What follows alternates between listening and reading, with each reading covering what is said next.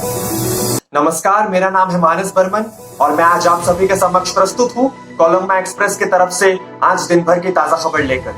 तो सबसे पहले बढ़ते हैं लोकल खबरों की ओर। करीमगंज एडमिनिस्ट्रेशन ने कल पूजा कमेटी के साथ बैठकर दुर्गा पूजा 2020 की मीटिंग की और डेप्यूटी कमिश्नर ने कहा कि आखिरी एसओपी यानी कि स्टैंडर्ड ऑपरेटिंग प्रोसीजर राज्य सरकार के द्वारा दिया जाएगा। हाइलाकांदी में पोषण माह के अंतर्गत कई सारे आंगनबाड़ी सेंटर और कम्युनिटी जमीनों पर न्यूट्री गार्डन बनाए गए।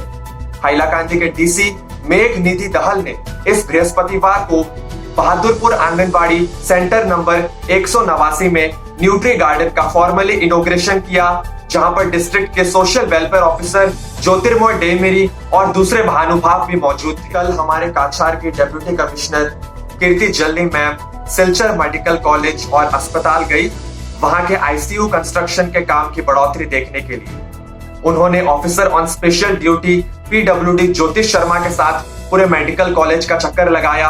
उन्होंने वहां के प्रिंसिपल डॉक्टर बाबुल बेसबड़ुआ और सुपरिंटेंडेंट डॉक्टर अभिजीत स्वामी से भी बातचीत की और उन्होंने वहां के कॉन्ट्रैक्टर जो कि गैस पाइपलाइन और सिविल काम देख रहे हैं उनसे भी जाके बातचीत की और उन्होंने उन कॉन्ट्रैक्टर से कहा कि दिए गए समय के अंदर ही आईसीयू के काम का कंस्ट्रक्शन हो जाना चाहिए। काछार पुलिस ने इस बृहस्पतिवार को 3 ड्रग्स के धंधे करने वालों को गिरफ्तार किया।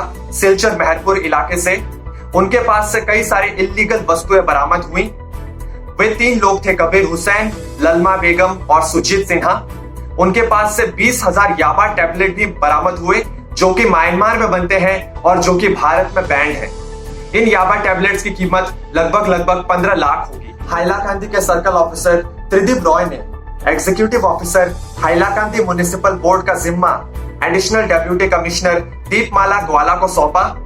इसके आदेश मंगलवार को डेप्यूटी कमिश्नर ने दिए थे और बृहस्पतिवार को त्रिदीप रॉय ने दीपमाला ग्वाला को यह जिम्मा सौंपा। 9 सितंबर को 7 बटालियन बीएसएफ, एफटीआर, एमएंडसी ने हिल्सा मछली एक टाटा सुमो के साथ पकड़ी, जिसकी कुल कीमत 1,78,000 होगी। बात करें कोरोना के नए केसेस की, तो इस बृहस्पतिवार को काछार में 71 नए केस दर्ज हुए और 4 की मौत हुई सिलचर मेडिकल कॉलेज और अस्पताल में।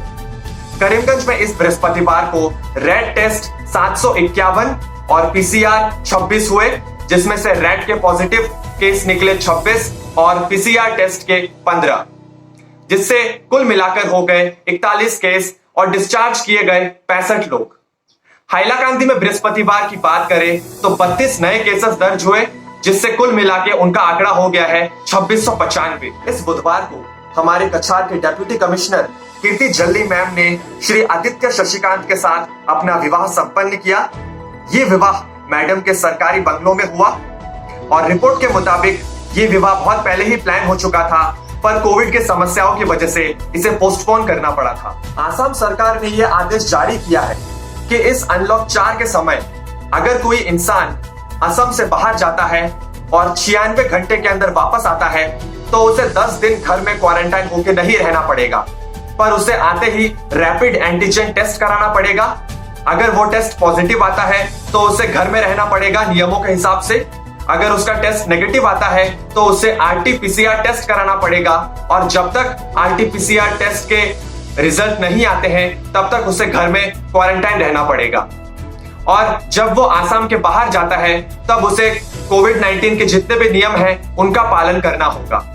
आसाम सरकार 5,000 रुपए देगी उन सारे परिवारों को जिनके मेंबर की मौत हुई कोविड-19 के पॉजिटिव होने की वजह से, ताकि वे क्रियाकर्म का खर्चा उठा सके।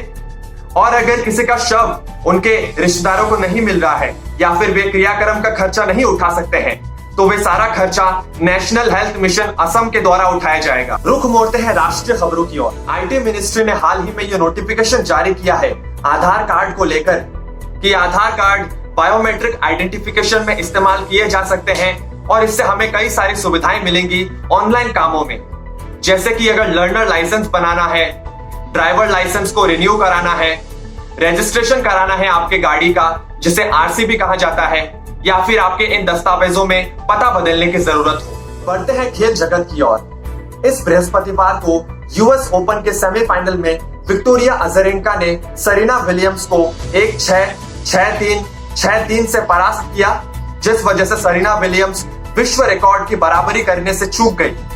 अगर वे ये टाइटल जीतती तो ये उनका 24वां ग्रैंड स्लैम सिंगल्स टाइटल होता और वे विश्व रिकॉर्ड की बराबरी कर पाती। इसी के साथ आज की ताजा खबरें यहीं पर समाप्त होती है। हम हर रविवार को फेसबुक पेज कोलोंगमा एक्सप्रेस में लाइव सेशन रखते हैं और इस रविवार को भी एक लाइव सेशन रखा जाएगा।